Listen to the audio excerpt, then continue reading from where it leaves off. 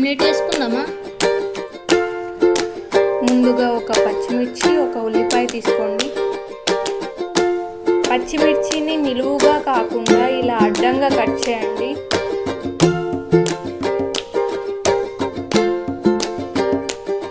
Omelette ఇంకా రుచిగా ఉండాలంటే ఆనియన్స్ ఇంకా సన్నగా కట్ చేయాలి.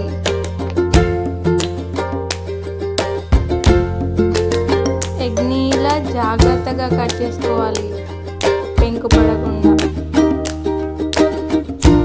కొట్టి పోసుకున్న ఎగ్లో చిటికెడు ఉప్పు, 2 చిటికెడులు కారం వేసుకోవాలి.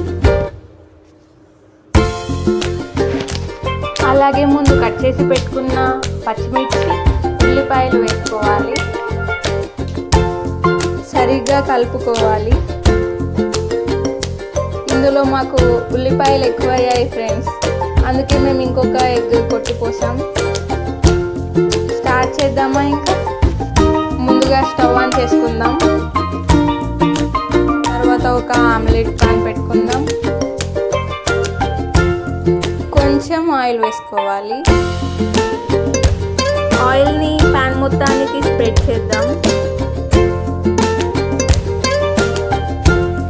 ఇలా ముందు కలిపి పెట్టుకున్న ఆమ్లెట్ మిశ్రమాన్ని ప్యాన్లో వేసేసి పాన్ మొత్తానికి స్ప్రెడ్ చేద్దాం.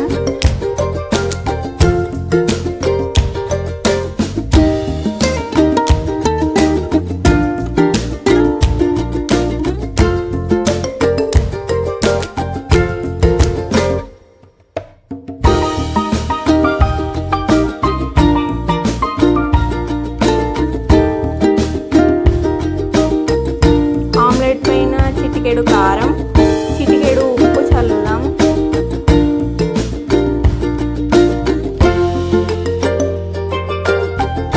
ఆమ్లెట్ విచ్చిపోకుండా ఇలా జాగ్రత్తగా మళ్ళేయాలి. రుచికరమైన ఆమ్లెట్ రెడీ. ఎలా ఉందో టేస్ట్ చేస్తే చూడండి. Super tasty. మీకు నచ్చినట్లయితే లైక్ చేయండి, షేర్ చేయండి, సబ్స్క్రైబ్ చేయండి. Thanks for watching.